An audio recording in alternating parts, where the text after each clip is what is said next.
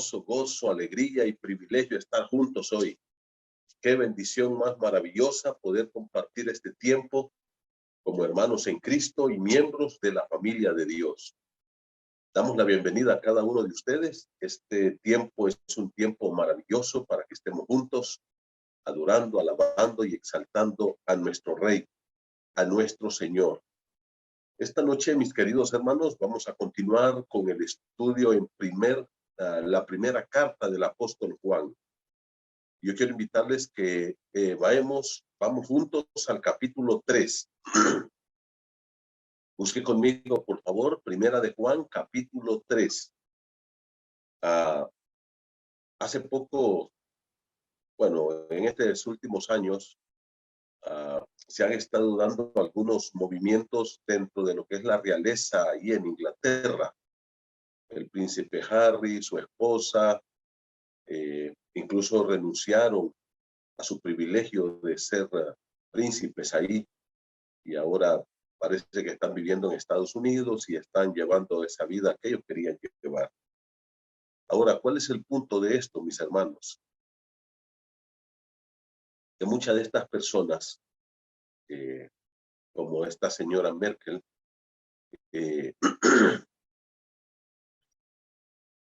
no puede acostumbrarse a vivir bajo esa presión. No puede acostumbrarse a vivir bajo esa presión.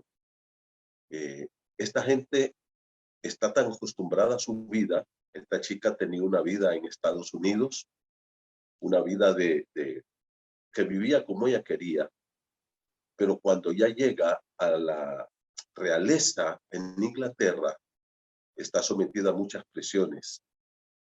Y luego estas personas no soportan eso. Hay una carga muy grande, porque es un privilegio, sí, pero tiene unas tremendas responsabilidades. Recuerdo que Leticia, la esposa del rey Felipe, cuando ella era una periodista que cubría las noticias desde la Casa Real de España, y esta chica pues andaba ahí cubriendo las noticias, haciendo entrevistas, mandando todo tipo de notas al periódico, y de repente Felipe la mira y se enamora de ella. ¿Y qué ocurre? Bueno, ella pasa a ser entonces de plebeya a la nobleza. Y en algún momento, por ejemplo, ella se puso un vestido y la criticaron porque no era un vestido que iba de acuerdo a su nueva posición. Entonces, ella tuvo que ir desarrollando cierta capacidad, digamos, para vivir a ese nivel. Les miran cómo se sientan, cómo hablan, la ropa que llevan.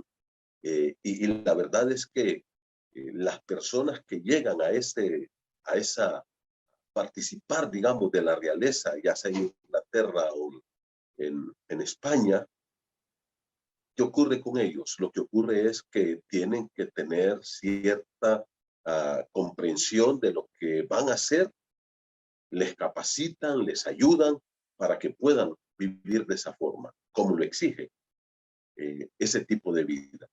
Pues quiero decirles, mis queridos hermanos, que a nosotros los cristianos nos ha pasado exactamente lo mismo. Y eso nos cuesta y no es fácil. Y en el capítulo 3 de Juan, Juan nos habla de ese privilegio. Como yo he titulado aquí, un gran privilegio para muy pocas personas. Un gran privilegio para muy pocas personas. El privilegio de ser hijos de Dios. Y de eso nos va a hablar aquí el apóstol Juan.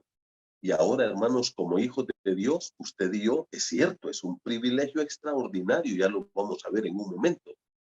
Pero ese privilegio también trae tremendas responsabilidades. Y ahí es donde nosotros a veces solo queremos disfrutar el privilegio. Sí, somos hijos de Dios, qué lindo, qué bendición, que Dios es mi Padre. Pero a veces no asumimos el lugar que nos corresponde como hijos de Dios y esa responsabilidad que conlleva. Y de eso nos habla Juan acá. Y he estado estudiando estos pasajes En el capítulo 3, si ustedes miran, comienza diciendo, mirad cuál amor, estoy leyendo Primera de Juan, capítulo 3, mirad cuál amor nos ha dado el Padre para que seamos llamados hijos de Dios. Por esto el mundo no nos conoce, porque no le conoció a Él. Amados, ahora somos hijos de Dios y aún no se ha manifestado lo que hemos de ser. Pero sabemos que cuando Él se manifieste, seremos semejantes a Él porque le veremos tal y como Él es. El apóstol Juan aquí continúa desarrollando estos temas que van en sintonía perfecta con los propósitos que él tiene al escribir esta carta. Si ustedes recuerdan, yo dije en primer lugar, Primera de Juan 1:4 dice, estas cosas les escribo para que tengan un gozo completo, para que su gozo sea cumplido. La idea ahí es que ustedes tengan un gozo completo. Luego dice en segundo lugar, capítulo 2, verso 1, estas cosas os escribo para que no pequéis. Y si alguno hubiere pecado, abogado tenemos para con el Padre, a Jesucristo el justo. Y el tercero está en el capítulo 5, cuando Juan les dice, estas cosas los escribo para que sepáis que tenéis vida eterna. Entonces, lo que Juan dice está en sintonía con estos objetivos o propósitos que él quiere lograr al escribir su carta. Y como ustedes pueden ver aquí, mis hermanos, ahora Juan nos va a aclarar la bendición enorme, el privilegio extraordinario que todos nosotros tenemos, los que ya recibimos a Cristo, de ser llamados hijos de Dios, de ser hijos de Dios. He estado estudiando algunos comentaristas y algunos como por ejemplo el hermano Martin Lloyd-Jones. Él fue un pastor en Inglaterra, tremendo pastor, el doctor Martin. Dice, y algunos otros comentaristas también, que el versículo 29 del capítulo 2 debe de ir con el capítulo 3. E incluso algunos dicen que el 28, o sea, Primera de Juan 2, 28 y 29 deberían de ser parte y deberían de ser estudiados con el capítulo 3. Y me parece que es una idea muy buena, porque si ustedes miran conmigo, el capítulo número 2 termina diciendo, mire conmigo por favor, Primera de Juan 2, 28, dice, y ahora hijitos, permaneced en él para que cuando se manifieste, cuando el Señor se revele, la idea ahí, cuando él venga, tengamos confianza para que en su venida, y aquí está hablando ya de lo que va a ser nuestro encuentro con el Señor al final de este tiempo, de esta era que se llama la iglesia, no nos alejemos de él avergonzados. Ahora, si ustedes miran el verso 2, de eso está hablando el apóstol Juan. Primera de Juan 3:2 dice, amados, ahora somos hijos de Dios y aún no se ha manifestado lo que hemos de ser, pero sabemos que cuando Él se manifieste, entonces ellos dicen, aquí está hablando del mismo tema, de la manifestación del Señor Jesucristo, de la plena revelación de nuestro Señor Jesucristo. Y por otro lado, en el capítulo 2, verso 29 dice, sabéis que Él es justo, sabed también que todo el que hace justicia es nacido de Él. La palabra aquí tiene que ver con la impecabilidad de Dios. Dios es impecable. Y luego, ¿qué nos dice aquí? Todo el que hace justicia, que es nacido, perdón, todo el que es nacido de Dios, entonces vive una vida como corresponde a ese Dios que nosotros tenemos. Y justamente de eso habla en el versículo 3 en adelante, en el Primera de Juan 3:3, cuando dice, y todo aquel que tiene esta esperanza en él se purifica a sí mismo, así como él es puro. Es exactamente casi lo mismo que dice en el verso 29, solo que usa otras palabras. Entonces, me parece que es una muy buena observación que hacen estos muy buenos predicadores que hubo y que nos dejaron ahí sus pensamientos, sus estudios sobre este libro maravilloso. Ahora, nosotros ya estudiamos esto, lo que es el capítulo 2, y ahora vamos a entrar a lo que es el capítulo 3 entonces. Y aquí entonces nosotros tenemos primero el privilegio enorme que Dios nos ha dado a todos nosotros los que ya recibimos a Cristo como nuestro Salvador personal. ¿Qué dice la Escritura? Yo quiero que ustedes miren cómo comienza el capítulo 3. Dice, mirad cuál amor nos ha dado el Padre. Mirad cuál amor. Y si ustedes miran aquí, lo que encontramos nosotros primero es un imperativo. El verbo mirad. Este verbo, hermanos, es un llamado de atención. Cuando usted encuentra esta palabra en la Escritura, cuando el Señor dice mirad, lo que quiere decir es presten atención a esto que les voy a decir, porque esto es de suma importancia. Lo que voy a decirles es vital para su vida. Lo que voy a revelarles aquí en la Escritura es algo que ustedes deben de comprender profundamente y tienen que prestarle toda la atención a esto que les voy a decir. ¿Qué debemos mirar? ¿Qué nos llama Dios a ver aquí? Cuando nos dice mirad, ¿cuál amor nos ha dado el Padre? Como les dije, este es un imperativo en tiempo presente, es un mandato y prácticamente lo que el Señor está implicando aquí es una orden para cada día de nuestra vida. Este verbo está en presente y en imperativo desde el día que Juan lo escribió. Y cada generación que ha vivido lo ha leído y ha seguido en tiempo presente. O sea, es algo que nosotros tenemos que estar observando todos los días de nuestra vida. Mire, ahorita usted lo está leyendo conmigo y dice, mirad cuál amor nos ha dado el Padre. Pero si mañana lo vuelve a leer, vuelve a decir exactamente lo mismo.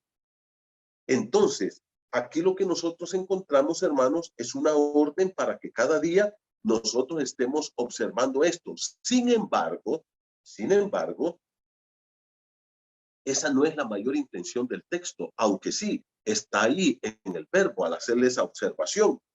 El uso de la palabra cuál, aquí con tilde, si ustedes la miran en el versículo número 1, dice, mirad, cuál amor hace de esto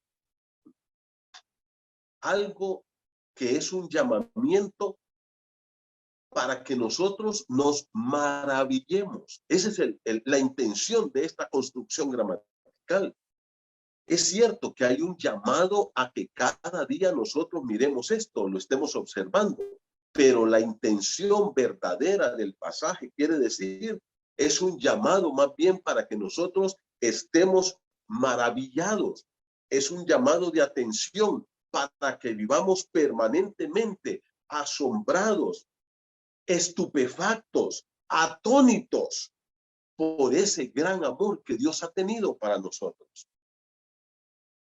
Hoy estaba haciendo otro estudio que vamos a compartir este sábado con un grupo de hermanos ahí y estaba preparándolo y justamente estábamos hablando de que Dios muestra su amor y fidelidad. La palabra en el hebreo es Hesed y Emet. Estas palabras, hermanos, expresan una profundidad de enseñanza que no tenemos nosotros palabras para traducirlas al español que puedan explicarnos correctamente lo que Dios es para nosotros. Y aquí tenemos exactamente lo mismo, que son un reflejo de estas palabras del Antiguo Testamento.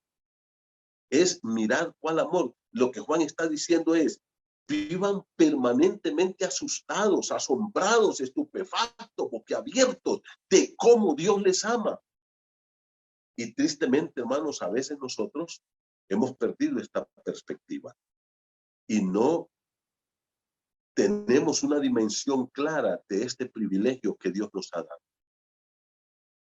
Y creemos que como que Dios está obligado a amarnos a nosotros, como que Dios está obligado a bendecirnos. Incluso hay gente que me ha dicho, si es que yo soy el niño bonito de Dios, como queriendo decir, yo puedo hacer lo que me dé la gana y Dios va a seguir amándome y tiene que aguantarme porque yo soy su hijo. Aquí el pensamiento, el llamado del apóstol Juan, mis hermanos, es claro. ¿Y cuál es el llamado? Señores, asómbrense. ¿Y qué es lo que dice? Del gran amor que Dios nos ha dado. Y la palabra dado aquí habla de un regalo, mis hermanos. Esta palabra es la misma que usa por allá en el libro de Juan, cuando dice, Juan 3:16, mirad, porque de tal manera amó Dios al mundo que ha dado. La misma palabra. Por tanto, entonces aquí es un llamado para que nosotros vivamos atónitos, asombrados por ese gran amor que Dios ha tenido para todos nosotros que somos sus hijos. Todos los privilegios que nosotros gozamos y la posición que tenemos ahora como hijos de Dios tienen su origen en ese monumental amor de Dios para cada uno de nosotros. Y esto debe de mantenernos, queridos hermanos, boquiabiertos cada día para que nosotros entendamos el amor de Dios en nuestras vidas. Es importante ver que no solamente somos llamados hijos de Dios. Mira el versículo 1 dice, mirad cuál amor nos ha dado el Padre para que seamos llamados hijos de Dios. En el verso 2, Juan avanza con este pensamiento y dice, mira, primera de Juan 3:1, 3:2 dice, amados, ahora somos hijos de Dios. Lógicamente, hermanos, hay un pensamiento mundano que Satanás ha metido en la mente y en el corazón de todas las personas, que todos somos hijos de Dios. Y usted escucha permanentemente eso por todas partes, no importa quién sea. No, es que todos somos hijos de Dios. Y eso casi está llevando a las personas a lo que se conoce como el universalismo. ¿Qué es el universalismo? Es la doctrina herética que dice que Dios un día a todos nos va a salvar y que de cualquier forma todos van a terminar en el cielo. Y yo creo que decir eso es no entender el amor y la gracia de Dios. La palabra de Dios, mis queridos hermanos, es clara, es contundente con su enseñanza en cuanto a esto del pecado y sus consecuencias en la vida del ser humano. Dios no deja resquicio de duda cuando Él enseña sobre la universalidad del pecado, sobre la universalidad de la muerte y sobre la universalidad de la condenación del ser humano. Eso la palabra de Dios lo deja completamente claro.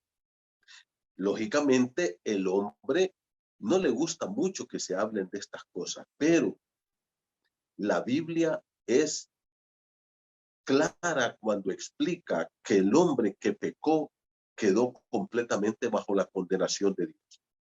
Los primeros 3 capítulos, por ejemplo, del libro de Romanos, mire, lo pone de la forma más transparente posible y dice al judío primeramente y también al griego, porque incluso algunas personas creen que los judíos, porque son judíos, todos van a ir al cielo. Y Pablo en Romanos 9 lo aclara, pero completamente, que los judíos impíos se van a perder y se van a condenar. ¿Por qué? Porque despreciaron la salvación de Dios a través de su Hijo Jesucristo, el Mesías que Él mandó. Ahora entonces, ¿qué es lo que estamos diciendo? Lo que estamos diciendo, hermanos, es que estamos viviendo en un mundo donde Satanás le está mintiendo a la gente y la gente se está creyendo las mentiras del diablo. En el libro de Juan, capítulo 8, el Señor Jesucristo, hablando con los fariseos que eran judíos, y quiero decirles que aquí no está hablando con cualquier fariseo. Aquí está hablando con los líderes religiosos de su tiempo, con los fariseos, con los sacerdotes que estaban haciendo su oficio en el templo, pero que eran gente pagana, perversa, de lo peor que usted pueda pensar.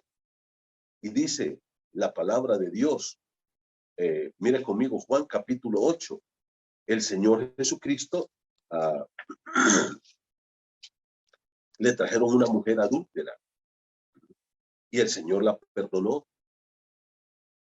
Dice que la trajeron acusándola, fue capturada en el acto mismo del adulterio y la humillaron y la trajeron arrastrada y le dijeron, maestro, dice Moisés que apedreemos a estas mujeres. ¿Y tú qué dices? Lógicamente, atrás de esto había toda una orquestada, toda una perversión en contra del Señor Jesucristo, un odio y una acusación para dejarle ver al pueblo que él era un hombre perverso y que necesitaba la muerte. Ya eso ya estaba orquestado por ellos. Pero cuando la traen, el Señor no contesta nada y dice, bueno, el que ustedes, después de que les estaban insistiendo, el que ustedes no tengan pecado, sea el primero en lanzar la piedra sobre ella. Y a mí me gustan mucho los detalles que hace Juan en su libro. Y Juan dice, y todos se fueron desde los más viejos hasta los más jóvenes. ¿Y por qué, hermanos? Porque, lógicamente, entre más vamos envejeciendo, más pecados tenemos. Y dice que ellos acusados por conciencia se fueron desde los más viejos, que eran los que estaban con más pecado, hasta los más muchachos. Al final quedó Jesús con la mujer, el Señor la perdona, la mujer se va, y luego el Señor comienza a dar algunas declaraciones sobre este evento. Y este evento trae una sacudida, porque el Señor les dice que ellos son esclavos del pecado. Yo quiero que ustedes miren conmigo en Juan capítulo 8, por favor, y dice el Señor Jesucristo, versículo 31. Juan 8:31, dijo entonces Jesús a los judíos que habían creído en él, aquellos que eran sus discípulos verdaderos. Si vosotros permaneciereis en mi palabra, seréis verdaderamente mis discípulos y conoceréis la verdad, y la verdad os hará libres. Ahora el Señor aquí está prometiendo una libertad. Y luego, ¿qué dice en el versículo 33? Le dijeron los judíos que estaban ahí, estos enemigos, linaje de Abraham somos y jamás hemos sido esclavos de nadie. ¿Cómo tú dices seréis libres? Aquí los judíos, hermanos, están pensando desde un punto de vista geopolítico, desde un punto de vista geopolítico. Y ellos le dicen, jamás hemos sido esclavos de nadie. Y esto habla de la ceguera que ellos tenían, habla de su orgullo patriótico. Los judíos habían sido esclavos de los egipcios allá en tiempos de José y en tiempos de Moisés, cuando Moisés los liberó después de estar 400 años de esclavos de los egipcios. Después Nabucodonosor en el 586 comenzó la conquista hasta el año 605, todo ese periodo, ellos fueron conquistados hasta que fueron arrasados y se los llevaron. Luego vinieron los romanos y también los conquistaron y estaban bajo el yugo de Roma. Y no, ¿qué podíamos decir, por ejemplo, del imperio greco-macedonio o del imperio asirio? También estuvieron esclavos de ellos. Pero ellos orgullosamente dicen, no, que hemos sido esclavos de nadie. Ahora el Señor Jesucristo, entonces, en vez de discutir el punto desde la cuestión geopolítica, se va al plano espiritual, que ellos no lo entienden, que ellos se molestan. Y les dice el Señor, versículo número 34, el Señor no se pone de tú a tú con ellos en discusiones infructuosas, sino que va a tocar el punto central, lo que a él le interesa. Porque aquí ellos, Jesús pudo haberles dicho, señores, y no se acuerdan de Egipto, y no se acuerdan de Nabucodonosor, y no se acuerdan, sacar toda la lista de los que los habían esclavizado. Pero el Señor deja esto a un lado y les dice, versículo 34, de cierto os digo, todo aquel que hace pecado, esclavo es del pecado. Y aquí el Señor empieza a decirles, miren señores, su problema no es geopolítico, no es que Roma los tenga oprimidos, conquistados, de esclavos. Su problema es el pecado. Y hermanos, este es un punto que usted y yo tenemos que analizar. Y especialmente en este tiempo de elecciones, que a mí me preocupa mucho porque se está levantando una euforia muy fuerte. Hay una agresividad muy fuerte de los partidos políticos en este país, de todos. Y especialmente de los tres grandes que están ahí compitiendo bastante fuerte. De un ataque virulento, un ataque muy fuerte y aún creyentes podemos caer en esto, hermanos. Yo quiero decirles, el problema de Honduras es el pecado. Aquí el asunto no es asunto del Partido Liberal o del Partido Libre o del Partido Nacional o del Salvador de Honduras o de quien sea. El punto central es que lo que hay abajo de toda la corrupción, de toda la impunidad, de todo el narcotráfico, de toda la violencia, de todos los asesinatos, de todo lo que usted mira, es el pecado. ¿Y dónde está el pecado? El pecado no está en el partido político ni en la casa de gobierno, el pecado está en el corazón del ser humano. Y eso es lo que Jesús estaba diciendo. ¿Qué le quiero decir con esto? Lo voy a decir con temor y temblor.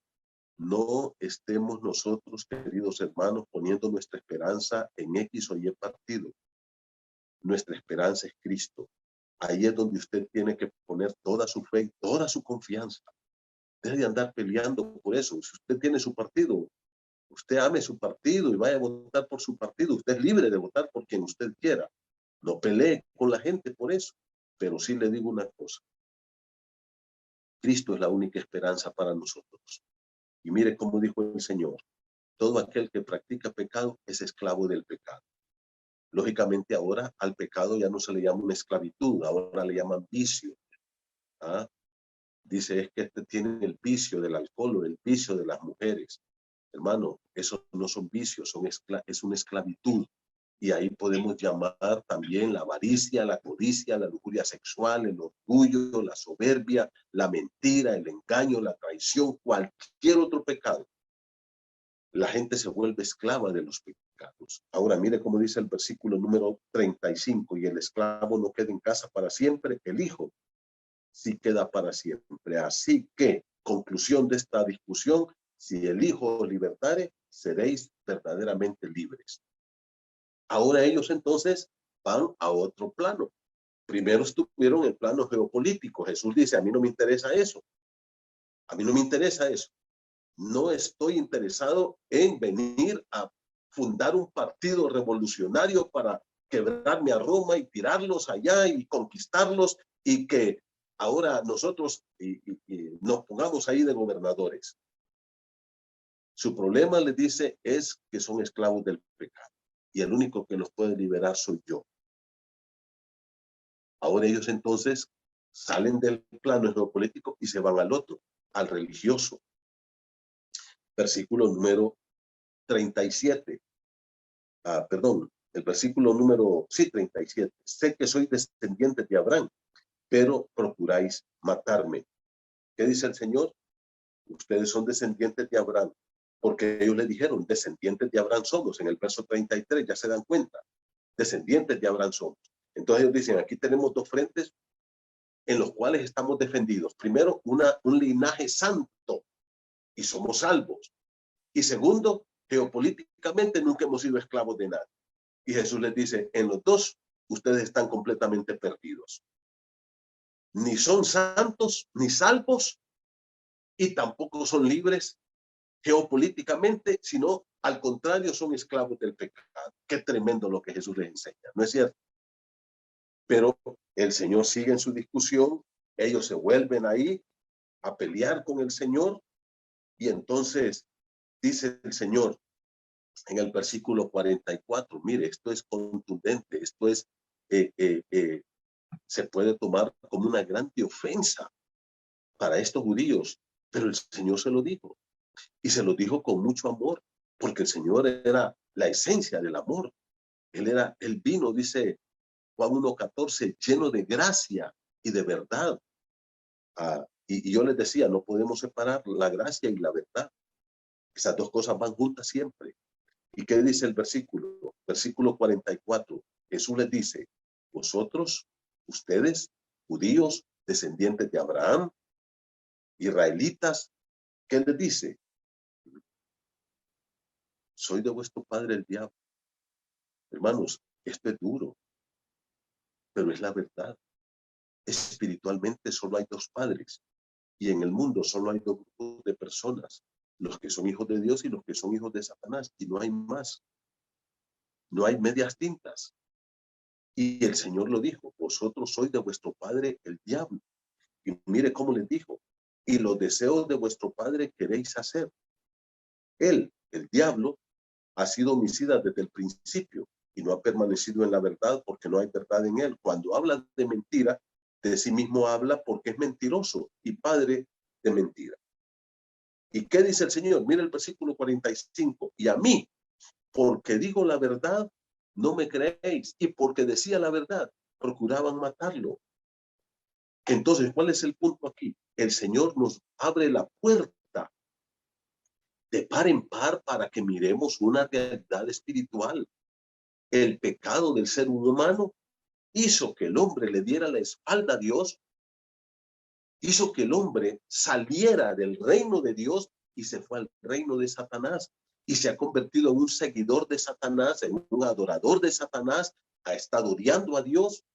Y usted escucha que todo el mundo habla del amor de Dios y que Dios es lindo, pero no quieren entregarle su corazón a Cristo. No quieren vivir para Cristo. ¿Y qué dice entonces el Señor? Es porque ustedes son de vuestro padre el diablo. En primera de Juan 5:19, el Señor dijo, el mundo entero está bajo el maligno. Cristo dijo, Satanás es el príncipe de este mundo, el que gobierna este tipo de personas. ¿Y qué dice la Escritura aquí? Miren, le voy a decir esto. Y fíjense bien esto que le voy a decir. Cristo les dijo esto a personas que eran calificadas moralmente. No eran adúlteros, no eran borrachos, no eran asesinos, no eran fornicarios, no eran ladrones, eran los sumos sacerdotes del templo, eran los fariseos y los saduceos que tenían una conducta moral, pero con una exigencia tremenda. No eran asesinos, estos no eran sicarios, estos eran religiosos, moralmente probada su comportamiento ético. Pero Jesús les dijo, ustedes son de vuestro padre el diablo. Porque no importa si la gente es religiosa, si la gente es moralmente buena y todo lo que quiera hacer, pero eso no lo hace un hijo de Dios. Eso no lo hace un hijo de Dios. Yo quiero que vayan un poquito atrás conmigo a Juan 1:12, para que usted mire que aquí el Señor sigue hablando contundentemente de este tema. Juan 1:12, dice la palabra de Dios. Bueno, voy a leer el versículo 11. Dice, Juan 1:11 y 12, muy conocidos por todos nosotros. A los suyos vino y los suyos no le recibieron. Mas a todos los que le recibieron, a los que creen en su nombre, les dio potestad de ser hechos hijos de Dios. La misma frase que usa Juan en primera de Juan capítulo 3. Les dio la potestad de ser hechos hijos de Dios. ¿Qué dice Juan? Mirad cuál amor nos ha dado el Padre para que seamos llamados hijos de Dios. Hijitos, ahora somos hijos de Dios. Dios nos hizo sus hijos. Este es un privilegio que debe dejarnos asombrados. Queridos hermanos, tú y yo disfrutamos de un privilegio que ni tan siquiera tenemos una idea clara de lo que es. Como dice Juan, asómbrense, por favor, cada mañana. Yo soy un hijo de Dios. Asómbrese usted de esta bendición que Dios le ha dado. ¿Y cómo usted vino a ser hijo de Dios? Mire cómo dice aquí, a todos los que le recibieron, a los que creen en su nombre. Aquí hay dos palabras que son sinónimas. ¿Cuáles son las dos palabras? Recibir a Cristo y creer en su nombre. Es lo mismo, es poner en el Señor. Y aquí viene también una aclaración que nosotros tenemos que hacer, porque todo el mundo cree en Dios, todo el mundo cree en Jesucristo, hasta ateos creen en Jesucristo, porque aunque ellos niegan la existencia de Dios, no pueden negar la existencia de un Cristo histórico que caminó ahí, que hay datos genuinos en la historia del primer siglo, en Israel y en Roma, que se han encontrado de la existencia del Señor Jesucristo. Pero es un conocimiento intelectual. Cuando alguien mira todo, dice, sí, mire, Dios creó todo esto, ¿cómo no va a existir Dios? Entonces, mucha gente cree que eso es creer en Dios. Eso no es creer en Dios. Eso es tener un concepto de Dios. Creer en Dios, y lo que está diciendo aquí, la palabra en el versículo 12, cuando dice, mas a todos los que le recibieron, a los que creen en su nombre. El nombre aquí es la persona de Jesucristo. El nombre aquí implica todo lo que él es y todo lo que él hizo, su obra en la cruz del Calvario, su vida impecable, sus palabras, sus enseñanzas, sus milagros. Creer en eso, en todo, es decir, mira, yo soy pecador y yo voy al infierno. Voy a la condenación eterna. Voy camino al infierno porque soy pecador. Y tengo un problema. ¿Por qué? Porque voy para el infierno, pero tengo un segundo problema, que yo no puedo hacer nada para cambiar mi destino de ir al infierno. Ni una religión, ya miramos ahí en Juan 8, estos eran religiosos, ni portarse bien, esta gente se portaba bien, eran morales y éticos, ni hacer buenas obras, ni un bautismo, ni nada. A mí me puede dar la vida eterna. Entonces, yo renuncio a confiar en todo esto y vuelvo mi vista y miro a Cristo, su persona y su obra, todo lo que él hizo, y especialmente lo que él hizo en la cruz del Calvario, y digo, yo pongo en este Señor Jesucristo toda mi fe y toda mi confianza para que él salve mi alma, y renuncio a todo esto. Eso es creer en Cristo. Y en ese momento, entonces, yo le digo, Señor, perdona mis pecados y creo solo en ti y nada más que en ti como mi único Salvador. Renuncio a confiar en mis buenas obras, en mi religión, en mi bautismo, en el dinero que yo le he dado a los pobres y en todo lo demás. Renuncio a eso y creo en ti como mi único Salvador.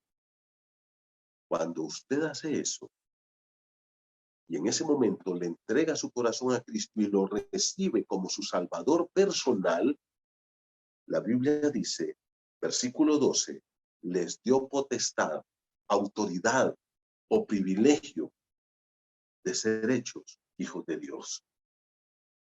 Es a través de la fe en Jesucristo. Es en ese momento. Y ahora yo quiero que usted vaya conmigo a Colosenses capítulo 1. Mire conmigo Colosenses 1.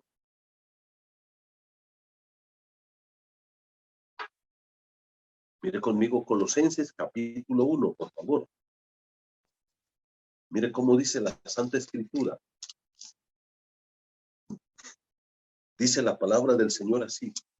Voy a leer para ustedes, hermanos, en el versículo 12. Colosenses 1, 12.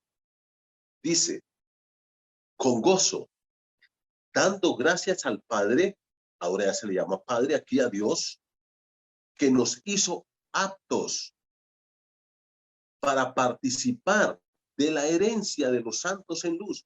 Dice, Dios nos hizo preparados, aptos, capaces para participar de todo lo que es la herencia que Él nos ha dado. Ahora, ¿quién da una herencia? Un Padre. Y nos llama santos y que vivimos en luz. Ahora, mira el versículo número 13, el cual, ¿quién? Ese Padre, ¿qué dice? Nos ha librado, pasado, tiempo pasado, concluido. No dice nos está librando, no. Nos ha librado, mira el versículo 13, de la potestad de las tinieblas, del poderío de Satanás, del reino de Satanás. ¿Y qué dice? Y nos ha trasladado al reino de su amado Hijo. Cuando usted recibió a Cristo, salió del reino de Satanás, fue agarrado por Dios, fue sacado de ese reino y fue trasladado ya al reino de su amado Hijo. Y ahí venimos a ser hijos de Dios y miembros del reino eterno de nuestro Padre Celestial. En ese momento, mire conmigo Efesios 1, dice así, Efesios capítulo 1, dice el versículo 3, bendito sea el Dios y Padre de nuestro Señor Jesucristo.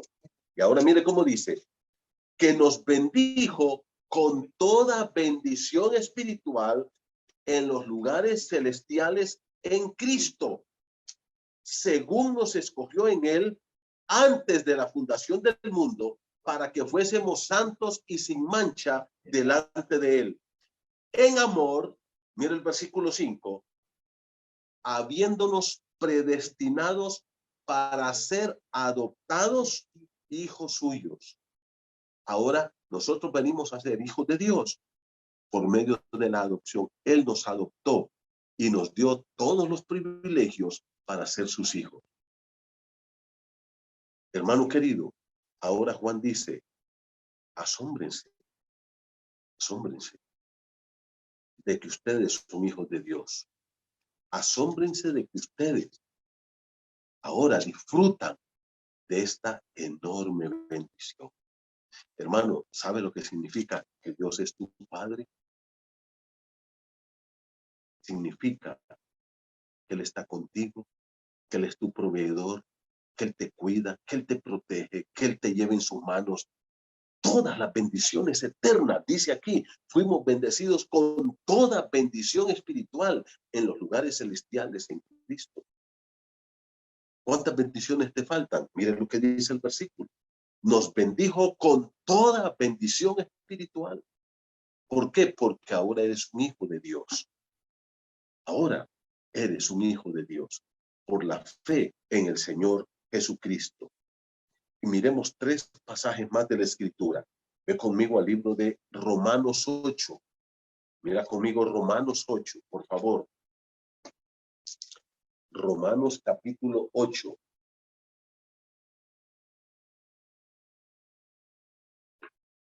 Versículo 14.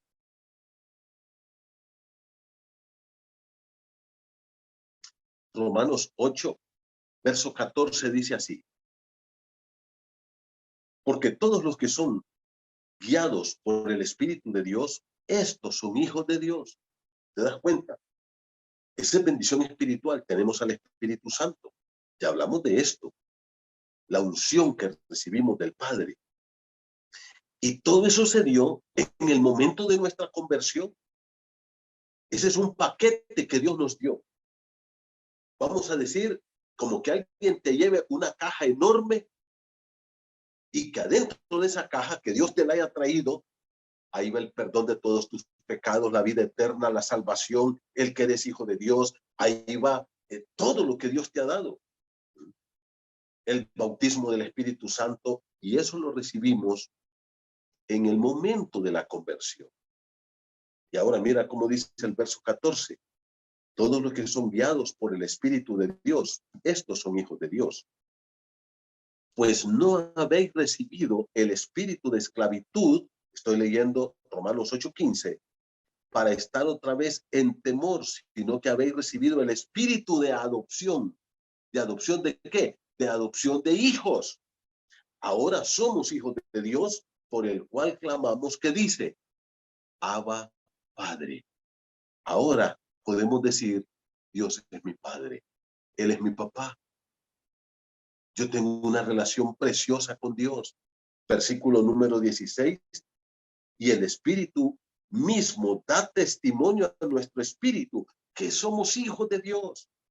Y si hijos, verso 17, también herederos. Herederos de Dios y coherederos con Cristo. Mira qué maravillosa esta bendición.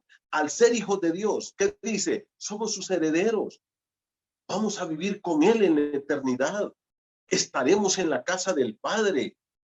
Vamos a disfrutar de las bendiciones eternas de la comunión con nuestro Dios. ¿Y qué dice aquí el pasaje, mis hermanos? Y seremos coherederos con Jesucristo. O sea, con Cristo estaremos en el mismo lugar permanentemente con Él. Ve conmigo a Gálatas capítulo 3, por favor. Mire conmigo Gálatas capítulo 3. Esto es maravilloso, conmovedor, y por eso Juan dice, asústense, hombre, de que son llamados hijos de Dios. Asómbrense. ¿Ah? Asómbrense de esta bendición que ustedes tienen. Gálatas 3:25. Miren conmigo la palabra del Señor, por favor. Gálatas capítulo 3, versículo 25. Pero venida la fe, ya no estamos bajo ayo, bajo esclavitud.